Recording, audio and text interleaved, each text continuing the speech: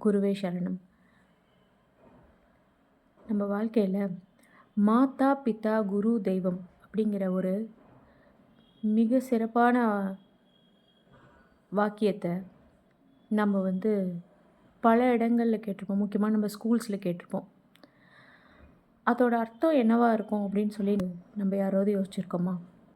இவங்க எல்லாருமே தெய்வத்துக்கு சமமானவங்க, அவங்க மரியாதைக்குரியவர்கள், இது மாதிரிலாம் நம்மளுக்கு தெரியும். ஆனால் ஏன் அந்த சீக்வன்ஸ் மாதா பிதா குரு தெய்வம்? என்னுடைய ஆன்மீக விழிப்புணர்வு ரீதியாக எனக்கு என்னுடைய குரு எனக்கு தீட்சை கொடுத்தாரு. நான் தியானம் செஞ்சேன். நான் தியானத்தில் இப்போ பல லெவல்ஸ் அச்சீவ் பண்ணிகிட்ருக்கேன். என்னால் நிறைய விழிப்புணர்வாக பார்க்க முடியுது. அப்போ என்னுடைய புரிதலுக்கு மாதா பிதா குரு தெய்வம் அப்படிங்கிறது எனக்கு நான் எப்படி உணர்றேங்கிறத நான் உங்களுக்கு சொல்கிறேன். மாதா பிதாங்கிறது நம்மளுடைய அம்மா அப்பா. நம்மளுடைய அம்மா அப்பா தான் இந்த உலகத்துக்கு நம்மளைய மனிதராய் அறிமுகப்படுத்தியவர்கள். நாம் இந்த ஜென்மத்தில் மனிதர், இப்போ நான் பேசுகிறது உங்களுக்கு புரியுதா? நீங்கள் ஒரு மனிதர், நான் ஒரு மனிதர். மனிதராக நம்ம அறிமுகமாக இருக்கிறோம். நம்ம நாயாக பிறக்கலை, பூனையாக பிறக்கலை, கொசுவாக பிறக்கலை, புழுவாக பிறக்கலை. நம்ம மனிதராய் பிறப்பெடுத்திருக்கிறோம். அந்த பிறப்புக்கு நன்றி செலுத்துகிற வகையில் நாம் மாதா பிதாவை முன்வைக்கிறோம். அடுத்து குரு அவர்கள். நம்ம வாழ்க்கையில் ஒரு நல்ல நிலைமையில் இருந்தோன்னு வச்சுக்கோங்களேன், நம்மளை இஃப் வி ஆர், என்னுடைய புரிதலுக்கு தான் நான் சொல்கிறேன், if we are God's chosen child, நமக்கு வாழ்க்கையில் ஒரு நல்ல குரு கிடைப்பாங்க. அந்த குரு கிட்ட தீட்சை பெற்ற பின் நம்ம என்ன பண்ணலான்னா, நாம் அடுத்து மாதா பிதா குருக்கு அப்புறம் தெய்வம், நாம் இறைவன்கிட்ட போகிறதுக்கான வழியை அந்த குருவோட தீட்சை நமக்கு தேடி வரும்.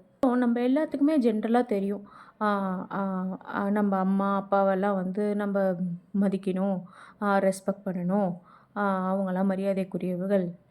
எதனாலனா நம்ம உலக வாழ்க்கையை அவங்க சொல்லி தருவாங்க. நமக்கு பிறந்ததுலேருந்து நம்ம இப்படி பேசணும், நம்ம எப்படி நடந்துக்கணும், எப்படி சுற்றி இருக்கவங்கக்கிட்ட இருக்கணும், இவங்களுக்கு ஹெல்ப் பண்ணணும், இப்படியெல்லாம் வாழணும், இப்படியெல்லாம் வாழக்கூடாது, இப்படி நம்ம உலக வாழ்க்கையை நம்மளுக்கு எவ்வளவு தெளிவாக சொல்லித்தராங்களோ அதே மாதிரி நம்மளுக்குள்ளேயும் ஒரு வாழ்க்கை இருக்குது. நம்மளுக்குள்ளே நம்ம பிரபஞ்சமே நாம் தான் அப்படின்னு கேள்விப்பட்டிருக்கோம் இல்லைங்களா?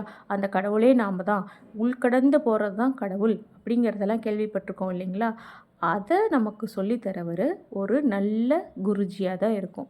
ஸோ நம்ம வாழ்க்கையில் பிறந்துட்டோம், நாமளும் வாழ்கிறோம், நம்மளுக்கு இந்த சமுதாயத்தில் பேர், புகழ், ஸ்டேட்டஸ், பணம், பொருள், செல்வாக்கு இதையே நம்ம தேடி அலையாமல் ஒரு நல்ல குருவுக்கு கீழே நம்ம ஒரு தீட்சை பெற்று தியான வழியில் நம்ம வாழ்க்கையை செலுத்தி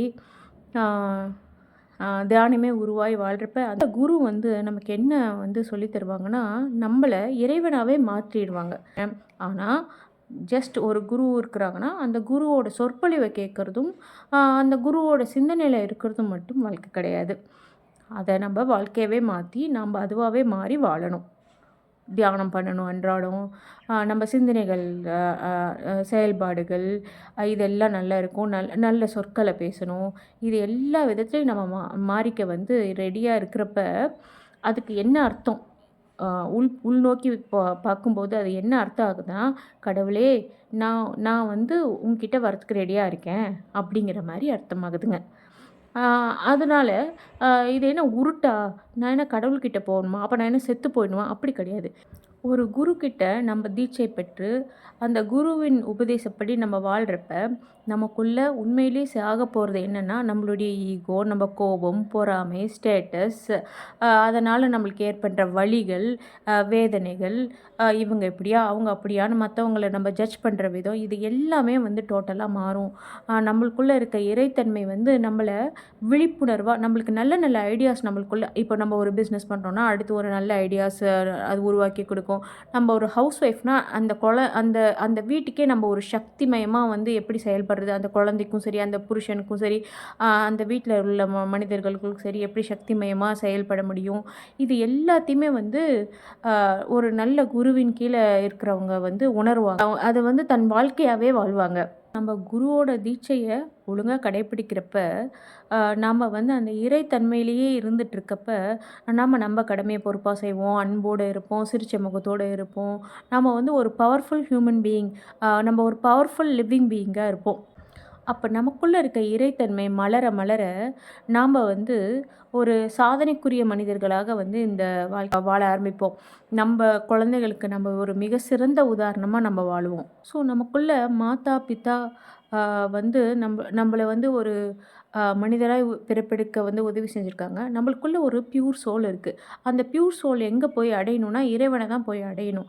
அப்போ நம்ம மனிதராய் பிறப்பெடுத்தப்பயே ஒரு நல்ல குரு கிட்ட தீட்சை வாங்கி அவர் சொல்படி அவருடைய உபதேசப்படி நம்ம வாழ்கிறப்ப நம்ம வந்து நம்ம ஆன்மாவை அழகாக பேக் பண்ணி இறைவன்கிட்ட கொண்டு போய் சேர்க்குறோம் அப்படிங்கிறது அர்த்தம். அப்படி சேர்க்கலைன்னா என்ன ஆகும்? நான் எப்பயும் போல் வாழ்ந்துட்டு போகிறேனே, நான் ஏன் இதெல்லாம் பண்ணணும் அப்படின்னு சொல்லி கேட்டிங்கன்னா, இந்த ஜென்மங்கள், கர்ம வினை இது எல்லாம் வந்து புரிஞ்சாதான் இந்த டாபிக் நமக்கு புரியும். இதுதான் நம்ம பர்பஸ் ஆஃப் லைஃப்னு புரிஞ்சிக்காத வரைக்கும் நம்ம வந்து ஃபுல்லாகவே கர்ம வினைகளால் சூழ்ந்திருப்போம். நம்மளுக்கு நல்லது கெட்டதுங்கிறது நம்மளை சுற்றி இருக்கவங்க நடத்துகிற ட்ராமாவில் நம்ம ஒரு ஆக்டிங் ரோலாக தான் இருப்போமே தவிர நம்மளுடைய பர்பஸ் ஆஃப் லைஃபுங்கிறத நம்ம குரு தான் வந்து நமக்கு சொல்லி தருவாங்க. ஸோ அதனால தான் மாதா பிதா குரு தெய்வம் அப்படிங்கிறத வந்து அந்த காலத்தில் நம்மளுடைய முன்னோர்கள் வந்து அந்த அந்த ஒரு மிகப்பெரிய வாக்கியத்தை வந்து விட்டு சென்றார்கள்.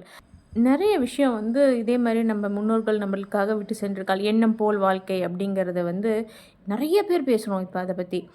ஆனால் அதோட உண்மையான அர்த்தம் நம்மளுக்கு தெரியுதா? மாதா பிதா குரு தெய்வம் அப்படின்னு இருக்குது. அதை பற்றி நிறைய பேர் பேசுகிறோம். ஆனால் அதோட உண்மையான அர்த்தப்படி வாழ்கிறோமா? இது எல்லாமே நம்ம முன்னோர்கள் நம்ம வாழ்க்கையை இறைவன்கிட்ட, நம்ம ஆத்மாவை இறைவன்கிட்ட நல்லபடியாக கொண்டு போய் சேர்த்துவதற்காக விட்டு சென்ற க்ளூஸ் தான் அது. அவங்களால உட்காந்து ஒவ்வொருத்தர்கிட்டையும் ஃபுல்லாக எக்ஸ்பிளைன் பண்ணிட்டு இருக்க முடியாதுங்கிறதுனால அவங்கவுங்களுக்கு முடிஞ்ச க்ளூஸை விட்டு சென்றிருக்கிறார்கள். ஸோ நம்ம அதை வந்து ப்ராக்டிஸ் பண்ணி நம்மளுக்குள்ளே வந்து அந்த இறைத்தன்மையை வளர்த்து நாம் வாழ்க்கையில் சாதிக்கணும்.